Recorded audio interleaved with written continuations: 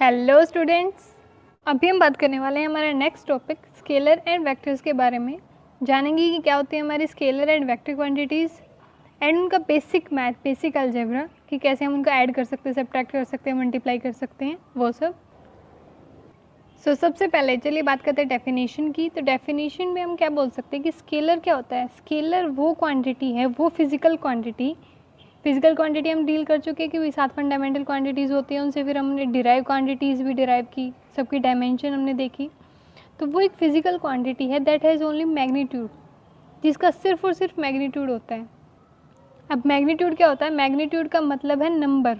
अभी मैग्नीट्यूड और नंबर को समझते हैं कि उनका मतलब क्या है। अब मान लेते हैं कोई ए ऑब्जेक्ट है हमारे पास, ठीक है, उसका मास है 5 kg, ओके।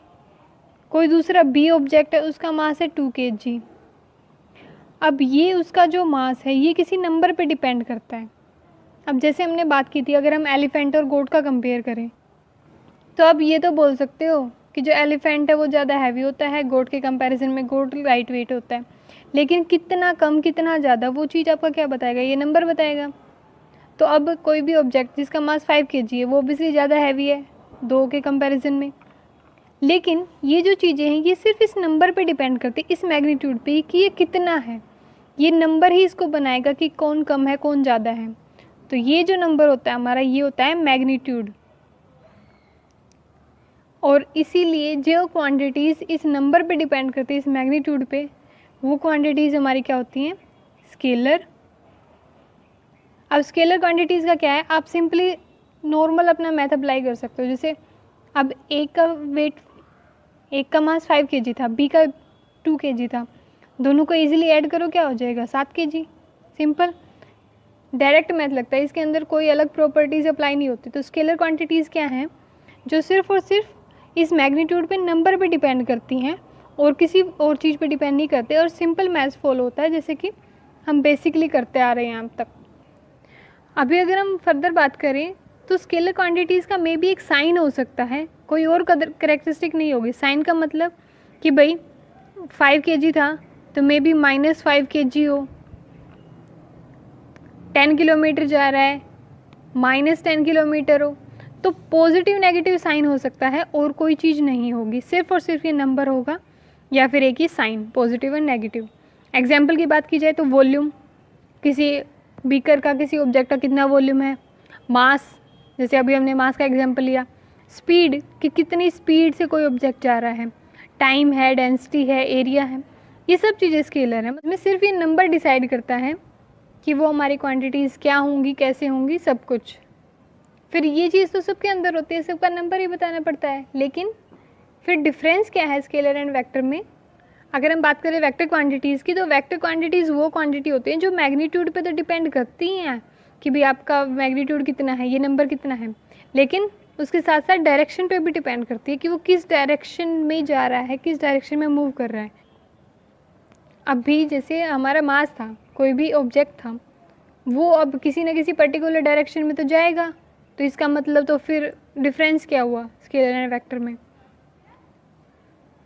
अभी स्केलर एंड वेक्टर को अच्छे से समझने के लिए एग्जांपल ले लेते हैं हम स्पीड एंड वेलोसिटी का, क्योंकि ये काफ़ी हद तक हमें लगती सेम है लेकिन ये दोनों चीज़ें अलग अलग होती है। कैसे? मान लेते हैं कोई भी इनिशियल ओ पॉइंट है, ठीक है, यहाँ पे भी ऑब्जेक्ट मूव कर सकता है, इस डायरेक्शन में मूव कर सकता है। ये हमारी पॉजिटिव डायरेक्शन है, ये नेगेटिव डायरेक्शन है। यहाँ पे 10 मीटर, 20 मीटर, यहाँ पे -10 एंड -20, ठीक है। अब कोई ऑब्जेक्ट जो हमारा ए था वो यहाँ से मूव करना स्टार्ट किया उसने, और वो पहुँच गया यहाँ तक 20 मीटर पे। तो इसको मार्क कर लेते हैं बी पॉइंट। तो ए पॉइंट से लेके बी पॉइंट तक हमारी डिस्टेंस टोटल कितनी होगी? 20 मीटर। लेकिन यहीं अगर हम डिस्प्लेसमेंट की बात करें, ये तो हमारी क्या थी? डिस्टेंस। डिस्प्लेसमेंट की बात करें तो वो भी क्या है? 20 मीटर। क्योंकि डिस्प्लेसमेंट क्या होती है? इनिशियल और फाइनल पोजीशन, यानी कि जहाँ से आपने शुरू किया है, जहाँ पे आप ख़त्म कर रहे हो, उनके बीच की सबसे छोटी डिस्टेंस। तो इनके बीच में और अगर आप घूम के आओगे तो वो तो छोटी होने से रही, तो यही सबसे छोटी है। तो हमारी डिस्प्लेसमेंट भी कितनी होगी 20 मीटर, ठीक है। तो इस पॉइंट पे हमारी स्पीड एंड वेलोसिटी, अगर यहाँ पे टाइम कोई भी 10 सेकेंड है आर्बिट्रेरी, तो स्पीड एंड वेलोसिटी दोनों सेम होंगी, ठीक है। लेकिन अगर अब ये ऑब्जेक्ट बी से उठ के इस पॉइंट पे आ जाए, इसको मैं नाम दूँ अगर सी, कि ये सी पॉइंट पे आ गया, ठीक है। अब ये सी पॉइंट पे आ गया तो इसने डिस्टेंस टोटल कितनी ट्रैवल की, यहाँ से गया था बी तक, कितना था 20 मीटर। अब 20 से वापस 0 पे आया तो 20 मीटर और चला है, तो कितना हो गया 40। 40 से आगे -10 तक और गया तो कितना हो गया 50। तो यानी कि इस टाइम पे टोटल जो डिस्टेंस है वो कितनी होगी 50 मीटर। लेकिन डिस्प्लेसमेंट क्या बताया था कि भाई जो शुरू का पोजीशन था एंड जो फाइनल पोजीशन है उन दोनों के बीच की सबसे छोटी डिस्टेंस। अब ए हमारा इनिशियल पॉइंट है, स्टार्टिंग पोजीशन, एंड सी हमारी एंडिंग पोजीशन है। अब एक तो आप यहाँ से घूम के यहाँ पे जाओगे, ये तो लॉन्ग होगा, तो सबसे शॉर्ट क्या है, चाहे उस जगह से वो ऑब्जेक्ट गया भी ना हो उससे हमें फ़र्क नहीं पड़ता, हमें सिर्फ छोटी से छोटी डिस्टेंस देखनी होती है उन दोनों के बीच में। तो ए एंड सी के बीच में डिस्टेंस कितनी है 10 मीटर, तो डिस्प्लेसमेंट कितनी होगी 10 मीटर। तो अब ये देखो वही ऑब्जेक्ट है, स्टार्टिंग पोजीशन वही है, फाइनल पोजीशन वही है, लेकिन डिस्टेंस तो कितनी आ रही है 50 मीटर, डिस्प्लेसमेंट कितनी आ रही है 10 मीटर।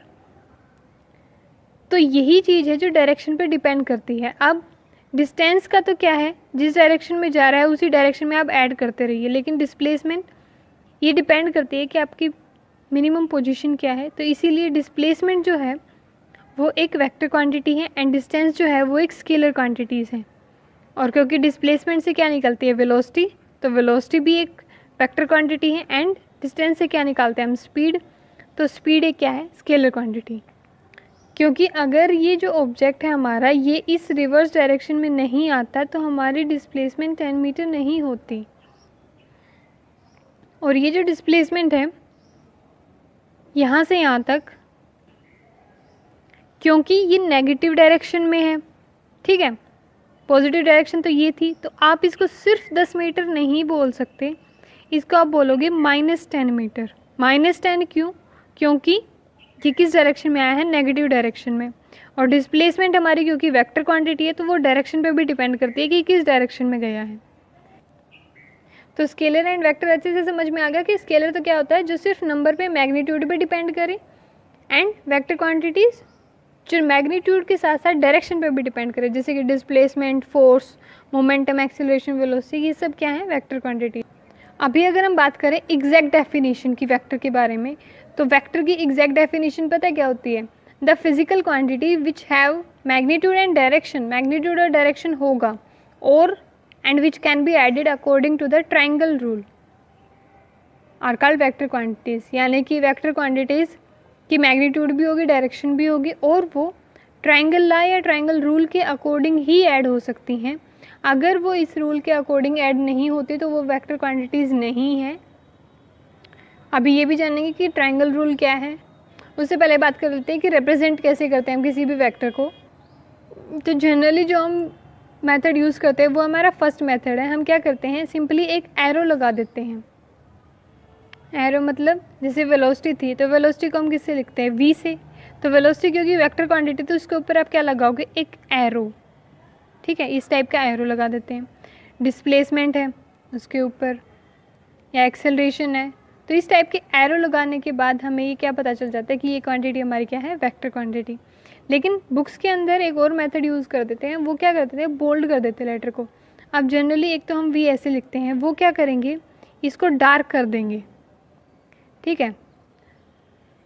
अब नॉर्मली तो हम लिखने में ये यूज़ नहीं करते हैं, वहाँ पे हम एरो ही यूज़ करते हैं, लेकिन ये एक मेथड है जो हम यूज़ कर सकते हैं। तो या तो आप बोल्ड कर दो लेटर्स को या फिर एरो लगा दो, एरो ज़्यादा कन्वीनियंट है, अलग से पता चल जाता है।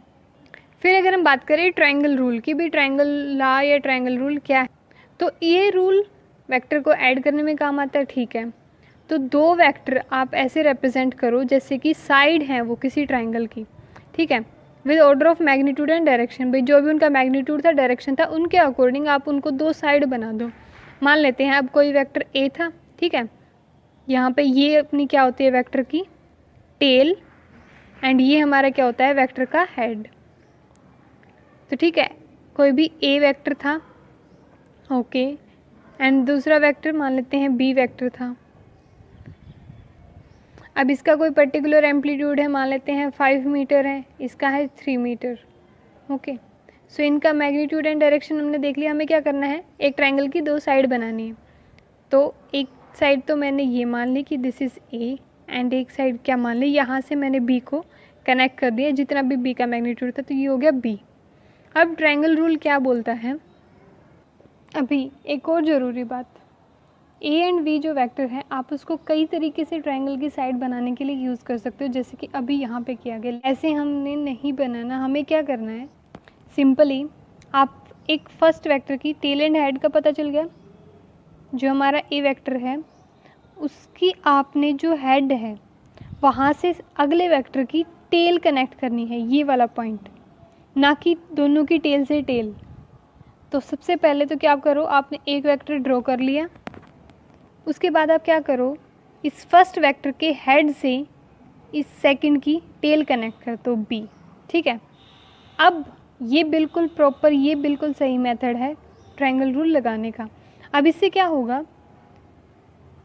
अगर हम कनेक्ट करें हमारे ए वेक्टर की टेल से एंड बी वेक्टर के हेड से हेड, तो ये जो नया वेक्टर आएगा जिसकी टेल फर्स्ट वेक्टर की टेल के साइड कोइंसाइड है, टेल फर्स्ट वेक्टर की, एंड हेड जो है वो हेड सेकंड वेक्टर के साथ कोइंसाइड है, तो ये हमारा क्या आता है, रिजल्टेंट वेक्टर, यानी कि दोनों का सम। ठीक है, तो हमें सिंपली क्या करना है, एक वेक्टर ड्रॉ किया, उसके बाद सेकंड वेक्टर को उसके हेड से कनेक्ट किया, उसकी टेल को, एंड दोनों को ज्वाइन कर दिया, फर्स्ट की टेल से एंड सेकंड के हेड से जो वेक्टर ज्वाइन होगा वो हमारा क्या होता है, रिजल्टेंट आर वेक्टर। तो ये कहता है हमारा ट्रायंगल रूल।